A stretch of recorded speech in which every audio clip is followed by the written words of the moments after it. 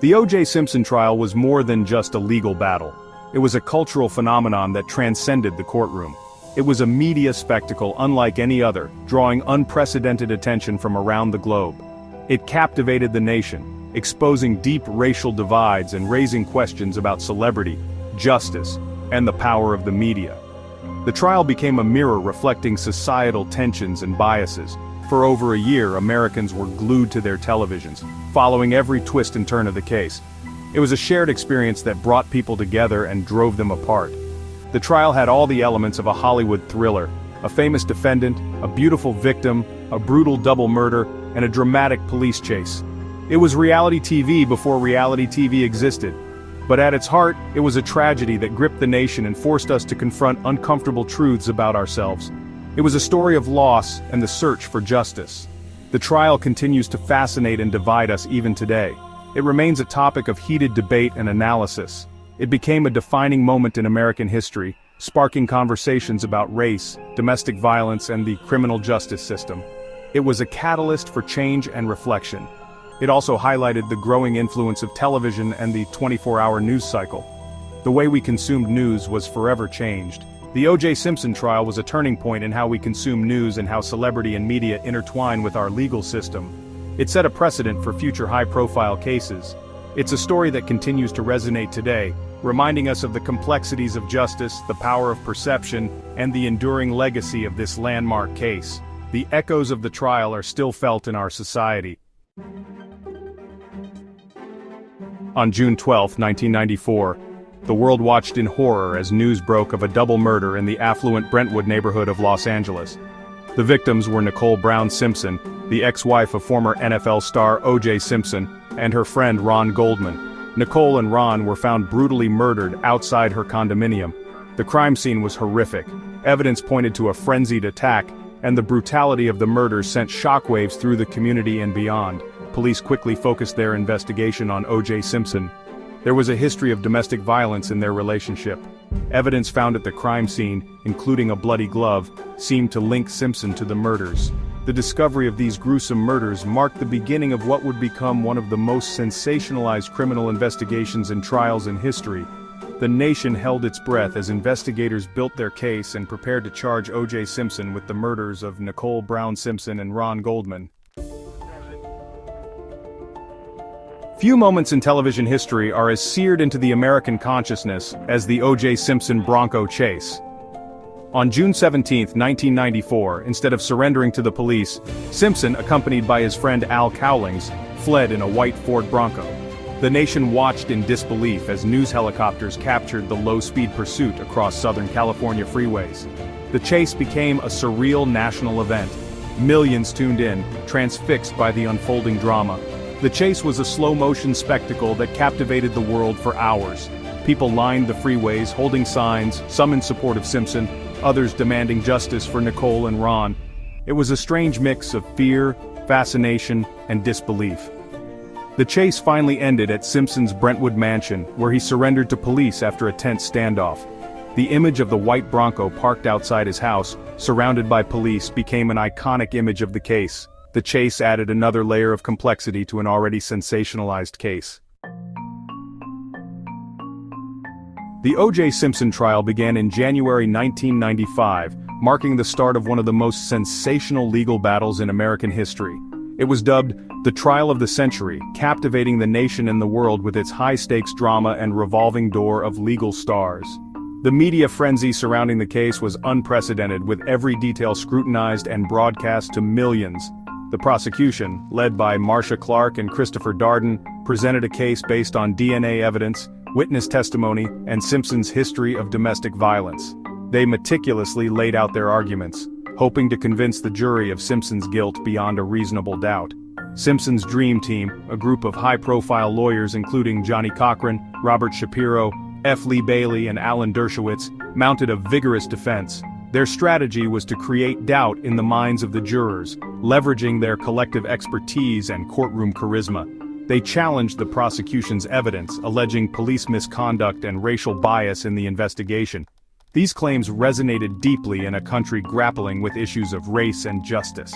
A key moment in the trial was the presentation of the infamous glove.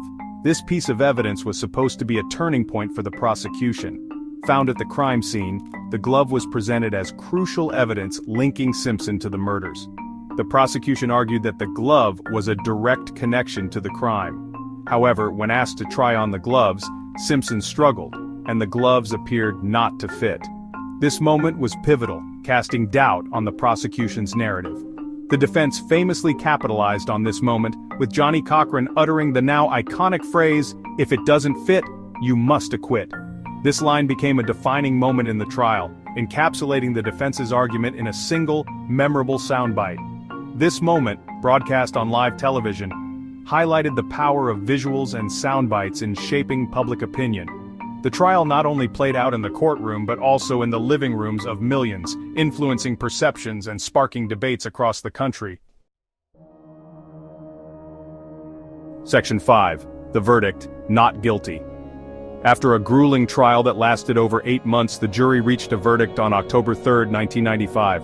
The world held its breath as the verdict was read, not guilty on both counts of murder. The courtroom erupted in gasps and cheers from Simpson's supporters. The reaction to the verdict was sharply divided along racial lines, reflecting the deep-seated tensions and inequalities in American society.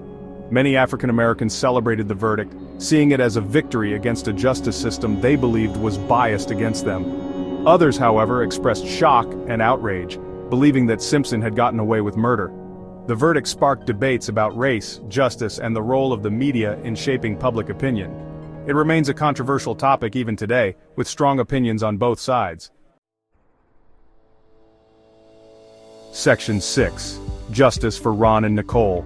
The civil trial. While O.J. Simpson was acquitted of murder in the criminal trial, the families of Nicole Brown Simpson and Ron Goldman sought justice through a civil lawsuit. They were determined to hold Simpson accountable for the tragic loss of their loved ones. In 1997, a civil court found Simpson liable for the wrongful deaths of Nicole and Ron. This verdict was a significant moment for the families, offering them a sense of justice that the criminal trial had not provided. The civil trial differed from the criminal trial in several key ways. Unlike the criminal trial, the civil trial did not require the jury to find Simpson guilty beyond a reasonable doubt. The burden of proof was lower in the civil trial, meaning that the evidence only needed to show that it was more likely than not that Simpson was responsible. And the jury only had to find Simpson liable by a preponderance of the evidence, which is a much less stringent standard than beyond a reasonable doubt. Not beyond a reasonable doubt.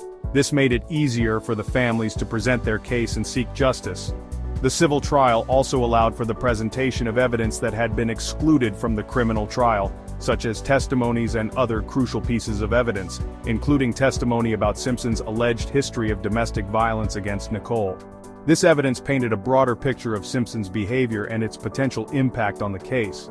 The jury in the civil trial ultimately found Simpson liable for the deaths of Nicole and Ron, a decision that brought some closure to the grieving families, and ordered him to pay $33.5 million in damages to the families. This financial judgment was intended to compensate for the immense loss and suffering they had endured. However, Simpson has always maintained his innocence, consistently denying any involvement in the murders, and has paid very little of the judgment. The families continue to seek the full amount owed, but the struggle for justice and closure remains ongoing. Section 7. Secrets Revealed, the FBI Files and Untold Stories. In the years since the trial, new information and evidence have come to light, adding layers of complexity to the O.J. Simpson saga. The FBI, for example, released hundreds of pages of previously classified documents related to the case, revealing intriguing details about their investigation. These documents shed light on the FBI's efforts to collect and analyze evidence, including blood samples, hair fibers, and shoe prints. They also revealed the FBI's concerns about potential witness tampering and obstruction of justice. Additionally, journalists and authors have continued to investigate the case, uncovering previously unknown details and presenting new perspectives on the evidence and the key players involved. These ongoing investigations ensure that the O.J. Simpson trial remains a subject of intense public fascination. Section 8. Life after acquittal, from parole to passing. Following his acquittal, O.J. Simpson attempted to rebuild his life, but remained a controversial figure. He faced financial troubles due to the civil judgment against him, and struggled to shake the shadow of the murders. In 2007, Simpson was arrested in Las Vegas for armed robbery and kidnapping. He was convicted and sentenced to 33 years in prison.